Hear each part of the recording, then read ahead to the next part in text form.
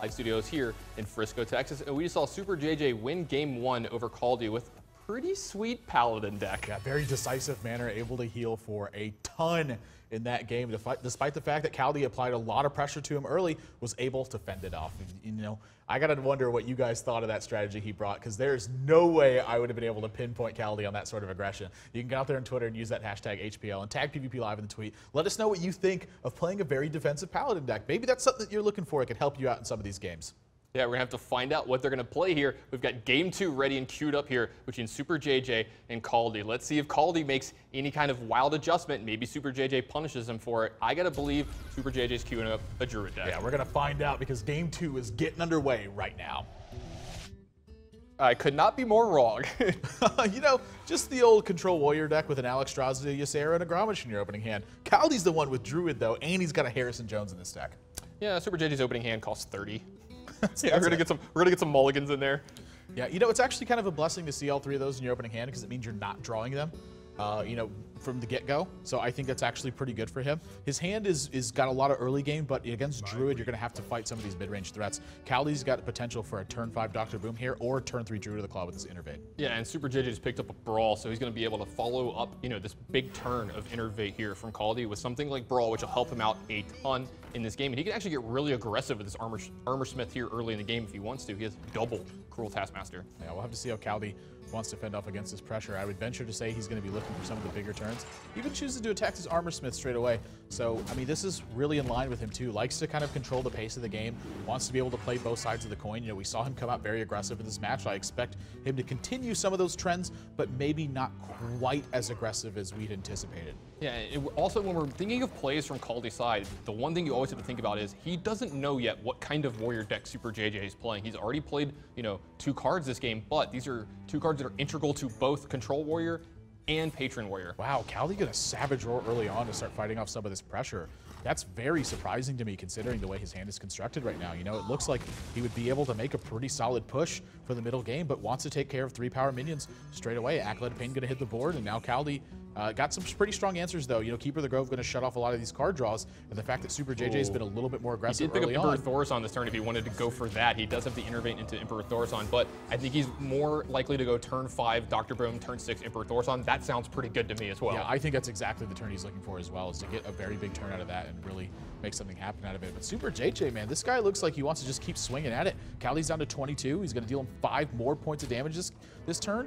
I mean, what's going on here? This is not at all you expect to see when Control Warrior decks play. Yeah, I mean, again, Kaldi might not be 100% sure this is a Control Warrior deck. He might still think this is something like Grim Patron, but Superjj is being very aggressive with his control deck, which he should be doing. It is the correct play here right now, and it's kind of going to throw Kaldi off, and it might cost him, you know, in a play or 2 later down the game if he does something defensive that, you know, play that's, you know, geared to not get blown out by a Grim Patron. Yeah, I mean, is he going to Brawl this turn? Or is he going to Deathbite as well? He's going to continue to Deathbite, and looks to me like he's going to continue to be aggressive. Look at this. Yeah, he's got Kaldi down to 9 already. Now, Kaldi does have a Druid of the Claw and a second one now that he can start taunting up, and you got to feel that maybe he's worried. Maybe I should be taunting up, and maybe he might be regretting using that Savage Roar a little early as well. I mean, you know, I think the fact that he uses Savage Roar actually is one of the reasons he's in this game right now. I mean, if he had not Savage Roared, he would have taken so much more damage from that Armor Smith. Boombot going to make sure to clear up this board here.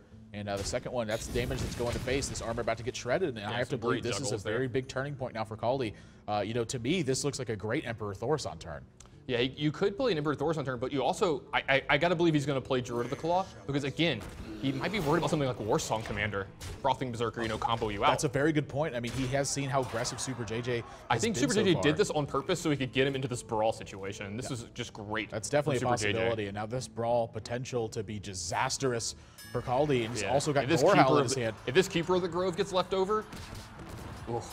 The Dr. Boom is left over. He's going to go for face, though. I mean, Kaldi, you know, if Kaldi didn't have a taunt in this scenario, he would be absolutely done. Yeah, you definitely go for face here with Gorehowl in your hand to take care of this Dr. Boom already set up, or he could actually just kill him with the Gorehowl next turn if he doesn't have, you know, a second Druid of the Claw. He's going to need another taunt after this, though, because the Gorehowl is still going to set him in a very dangerous range here. Able to go up to 6. He will be able to go up to 7 next turn with his hero power, so he will be just out of range of that after this Gorehowl attacks his Druid of the Claw.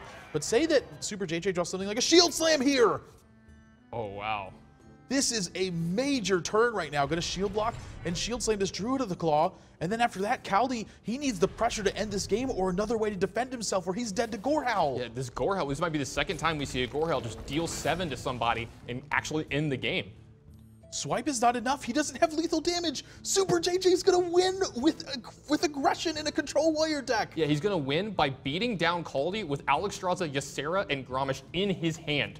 This is unbelievable the way this game has panned out. You know, we talked about how we wanted Kaldi to kind of fight fire with fire. I like that he's been more aggressive, but Superjj has taken that one step further. I would not have at all expected this to be the pan out of this game. Well, let's be honest, that kind of draw and the way this game played out is not very normal for Control Warrior, but you see Superjj just take all the angles correctly and really just get him.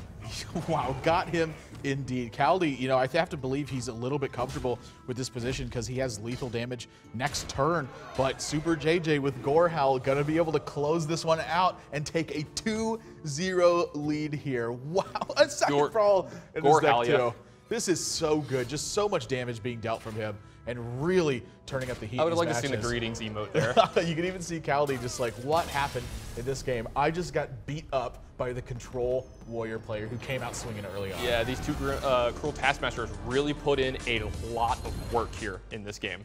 Yeah, so much extra damage being dealt. You know, I guess when you have a 2-cost minion that has 2 power on the front end and is also dealing 2 damage the turn it comes into play, you're looking at some pretty aggressive turns there. Turn 1 Armorsmith, turn 2 Cruel Taskmaster, attack for 3, attack for 5 the next turn. Just a better Abusive Sergeant. Just a better Abusive Sergeant is exactly what that one was. If you guys want to see exactly how Superjj tackled this game, head over to pvplive.net and see it for yourself. It's been a long time since I've seen someone be able to do that with Control Warrior, but he was able to do it in this game. Maybe a little bit of tips and tricks for you guys when you draw those kinds of hands. But Superjj now 2-0 lead, and Kaldi drastically needs something to happen because he finds himself down 2 games in this match, and gotta win 3 straight now. Wins on the board very soon in HPL if he wants to put himself in position to make that top 8 spot. So they're making changes right now, but when we come back, Game 3 is going to be getting underway. Superjj on match point. Kaldi needs 3 straight. Don't go anywhere, guys. You're watching Hearthstone on PvP Live.